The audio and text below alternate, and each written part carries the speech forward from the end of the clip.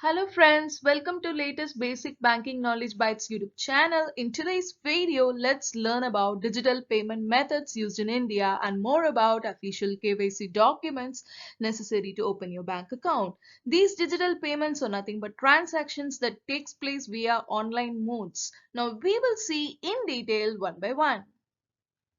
First is banking cards. ATM card, debit card and credit card or the banking cards issued by bank or any financial institution for cashless payments. And these banking card generally uses 4-digit PIN and OTP as authentication for secure payments. And the transaction limit on these cards depends upon bank to bank and also upon the type of the card issued to you. First we'll see what is ATM card. ATM card is used for only cash withdrawal in ATM machines and to check the account balance and transfer money.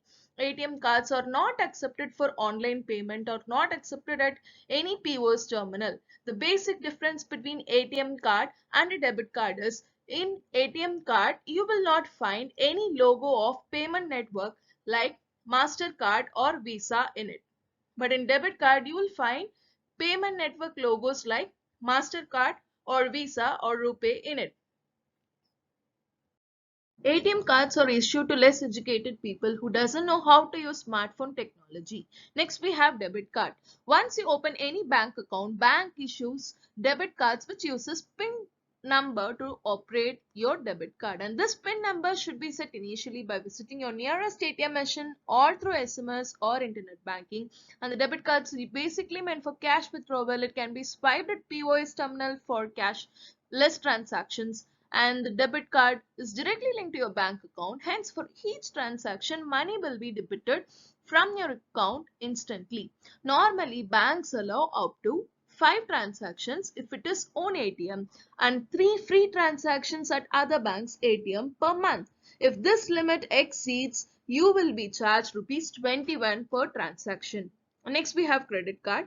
This credit card will allow you to borrow money from pre-approved limit, and this limit is set by banks based upon your salary and credit history with the bank. The credit card is used for online offline transactions, and also you can withdraw money from ATM in case of emergency. Once you use credit card for each transaction, the payment amount will be debited from your pre-approved limit, but once if you repay this before your due date, and this limit will be restored again. The credit cards are assets to banks because of high interest rates and charges. So always pay your borrowed amount before due date to avoid paying high interest to the banks, and never overspend your credit card. Example, if your credit card has 1 lakh limit, don't spend the entire 1 lakh as this will reduce your credit score. USSD, Unstructured Supplementary Service Data. This was launched in the year November 2012 by NPCI. That time only two service providers, MTNL and BSNL, offered USSD. Later, as an initiative to improve mobile banking across India, all service providers came forward to offer this service, which offers 24/7 fund transfer facility. All you need to dial star 99 ash from your mobile phone, and this technology you need not use internet and it can be used via any phone. For example, you're going to a shop and you forgot to carry your debit card or credit card for shopping, and you all you have is a mobile phone, and also you don't have any internet connection, so you can go for USSD. Just dial star 99 ash and make your payments. So through this USSD, you can check your account balance, or you can check your mini statement which contains latest 5 transactions, or also you can check your MMID. What is MMID? MMID is nothing but mobile money identifier, which is a 7-digit code which is given to you by the bank during mobile banking registration. Also, you can generate or change this MPIN anytime.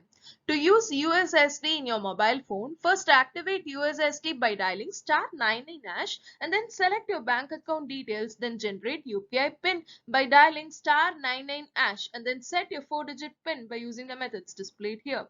Finally, you can send your money through any of the modes like entering the beneficiary's mobile number, their payment address or IFSC code and account number, or you can enter MMID and then you can enter the UPIN set before and click send. Now the money will be sent. We will see about UPI. What is UPI? UPI means Unified Payments Interface, which makes your payments unified and simplified. Let it be paying your utility bills, college fees, house rent, mobile recharges, asking for payments. This UPI is available 24 by 7, 365 days. And this UPI comes in bundle with all of its participating bank apps that gives you freedom to choose the best UPI app. This UPI links to your bank account to a virtual payment address, which is like a super cool banking pet name, which means you need not remember long bank account numbers or IFSC codes of account holders. Through account holders VPA, you can send or receive money. With UPI, you can pay by scanning QR code at the shops or restaurants or the petrol bunks. So to use this UPI, one must have bank account supporting UPI payments and need to download any of the apps like Beam app or Google Play or Paytm, which is shown here. So once downloading these apps, verify your bank accounts and then OTP will be sent to your registered mobile number. Once OTP is verified, virtual payment address will be created. Now let's see how to send money using Beam app. All you need is to download the Beam app and then select the language you want to operate. Choose the SIM which has registered mobile number linked to your bank account and then set up 4-digit login password and use this 4-digit PIN to access the app.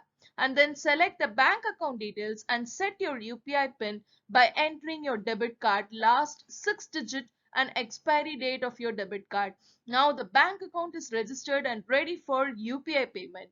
Once you registered, this VPA and QR for your account is created. So after this registration process, you can send money by entering the receiver's virtual payment address or their Aadhaar number, or you can scan the QR code to send payment, or you can enter the beneficiary's account number and IFSC code details to send money. In the previous slide, we saw how to send money using Beam.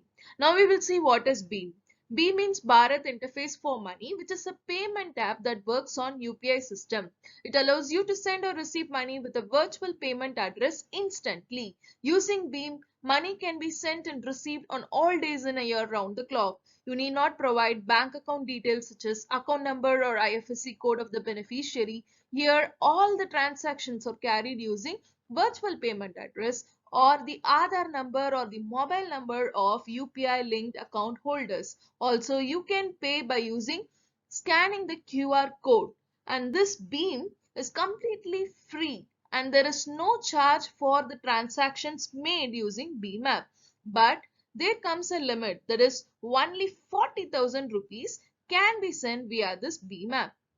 Now we will see about AEPS. What is AEPS? AEPS is nothing but Aadhaar enabled payment system, which means with the help of Aadhaar number you can make basic bank transactions without any charge. This AEPS is useful in rural areas where there is no banks or for the people living in areas where they have to travel for long distance to visit the bank branches. AEPS is useful basically for transactions like cash deposit and then balance inquiry, cash withdrawal, and Aadhaar to other fund transfer, where all these transactions are carried through business correspondent. Who is this business correspondent? These people are agents who are appointed on behalf of banks to provide banking facilities in rural areas. Generally, individuals like retired bank employees, retired teachers, retired government employees, ex-servicemen, small shop owners, PCO operators, insurance agents, postmen, or the people eligible to be appointed as a business correspondent. And these business correspondents will help the villages to open the bank account. So to use this AEPS, first link the bank account with your Aadhaar number and then visit the business correspondent and provide your Aadhaar details and bank name, and then choose the type of transaction you need to perform and then provide the verification through your fingerprint or iris scan and then collect the receipt as a acknowledgement. And in this AEPS, generally the transaction limit varies from bank to bank. Now we will see about mobile wallets. Mobile wallets are literally the digital version of a wallet in your mobile phone where you keep your cash. All you need is to preload a certain amount in your wallet account created with the digital wallet service provider through your debit card or credit card or online banking account. And then you can spend that money at online or offline listed with that service provider. For example, if you go for a coffee shop like Coffee Day, which is listed with FreeCharge mobile wallet, then you can pay for your coffee through the FreeCharge phone app. Service providers are also providing options to pay through text message or phone call or website. Generally, there are many types of mobile wallets in India. All the major telecom players and all the major banks have their own wallet systems through which they offer digital banking facility. And through these mobile wallets, you can pay your school fees, college fees, you can pay your insurance premium, you can book flight tickets, you can pay your utility bills, and also you can make mobile phone recharges. Also, you can send or receive money using these wallets, and the payments made through these mobile wallet apps provides discount and lot of cashback offers. In India, Oxygen Wallet is the first mobile wallet launched in the year 2004 July month. But the maximum limit which you can hold is only up to 2 lakhs in your wallet, and this is for fully verified KYC people. And the cash withdrawal limit is only up to 2000 rupees per transaction, and monthly it is only 10,000 rupees withdrawal limit is available using these mobile wallets. Next is we have prepaid bank cards. Prepaid bank cards are issued by your banks or financial institution as a payment card with a specific amount already loaded into it. And these cards are basically an option for the people who don't have either the debit card or credit card. And also certain companies will offer these cards to make salary to employees who don't have any bank account, and also to avoid the cash or check payment for these salaries. And also you can buy things with the money available in your prepaid debit card. These cards have a validity period, and you can use this card to make payments for online transactions and also for cash withdrawal facility provided by some banks. These prepaid cards actually is an alternative to gifting cash on occasions like weddings or birthdays. Say for example, you can gift your children or the kids in hostel, you can give them this prepaid debit card where you can load the packet money into it so they don't overspend, unlike the credit cards. Here, the transaction limit generally depends upon the type of the card and also varies from banks to banks. Now we will see about POS terminal. This POS is a terminal at a store where the customer makes purchase using debit or credit or any prepaid card. Here in this terminal, the card will be swiped and the data inputted in the card is validated electronically, and it will get authorized and the payment is made. The merchants will generally have accounts with the banks to avail this POS service. And in this POS, the transaction limits will vary accordingly from one bank to other bank. Next, we have internet banking and mobile banking technology. So to avail this internet banking facility, all you need is to register with the bank where you have opened your bank account, and you will be provided with a customer ID and password after registration to log in into your internet banking account. So once you open this account, internet banking account, you can check your account statements online, and you can open RD account or FD or DMAT account, and also you can make investments in mutual funds, and also you can make fund transfers through NEFT, RTGS, IMPS, and also you can make a checkbook request. This facility is available 24/7 basis throughout the year. This internet banking will minimize the visit to your branches and also saves you time. Next, we'll see about mobile banking. So, mobile banking is a service provided by the banks to use any financial transactions using mobile phone or tablet. All you need is to download the bank's app in your phone so that you can use all the basic mobile banking facility into your smartphone. ICICI Bank was the first bank to introduce both this internet banking and mobile banking technology in our India. Now we will see about NEFT, that is National Electronic Fund Transfer, through which any individual, firms or corporates can electronically transfer funds online from one bank to another bank or from one branch to another branch in electronic way up to 2 lakhs. And this NEFT, you can make retail payments, that is small value payments using your debit card or smart card or credit card or through online mode. Under this NEFT, money transfer takes place in bunches on a hourly basis, that is, once in a hour.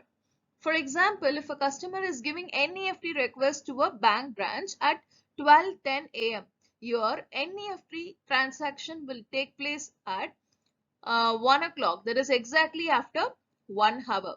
That is, here the branches will club all the NEFT requests received from the customer. They will club all the transactions and they will execute it on a hourly basis, and this entire process we call it as deferred net settlement.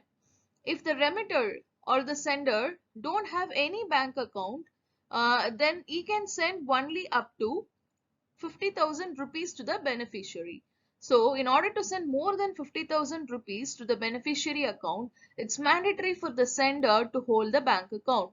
And there is no charge for the inward transactions, and the charge is only for the outward transactions. To make this NEFT, you will require IFSC code and account number. Next, we will see about RTGS, that is real-time gross settlement. So here, this is basically meant for high-value transactions, minimum 2 lakhs, and there is no maximum limit.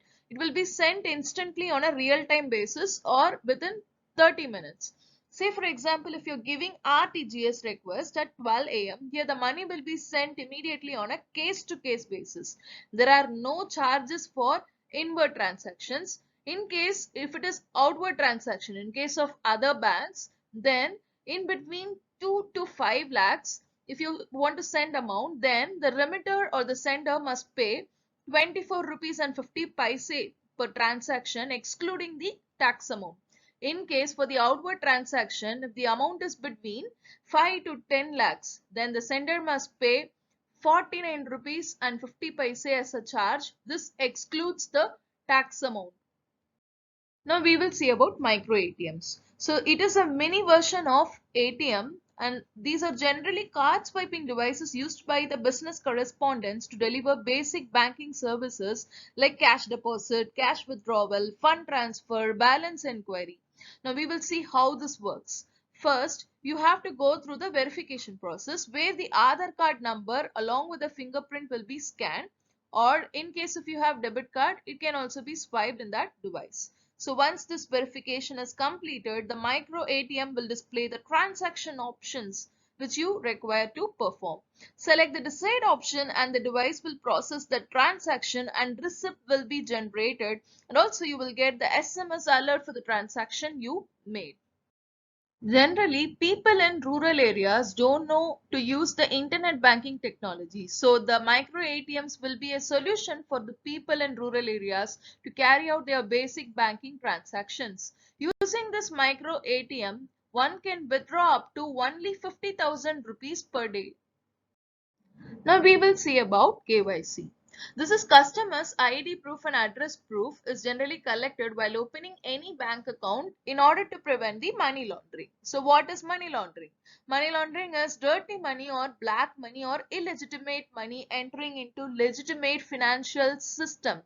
And the main worry that the Financial Action Task Force consider is a part of this illegal money is often used by the terrorists. That's why Government of India brought money laundering in the year 2002 as per the subsequent money laundering rule in 2005 and Banking Regulation Act of 1949. The KYC is mandatory for opening any bank account. So as per this acts, the official valid documents considered by the RBI to open any bank account are Aadhaar card.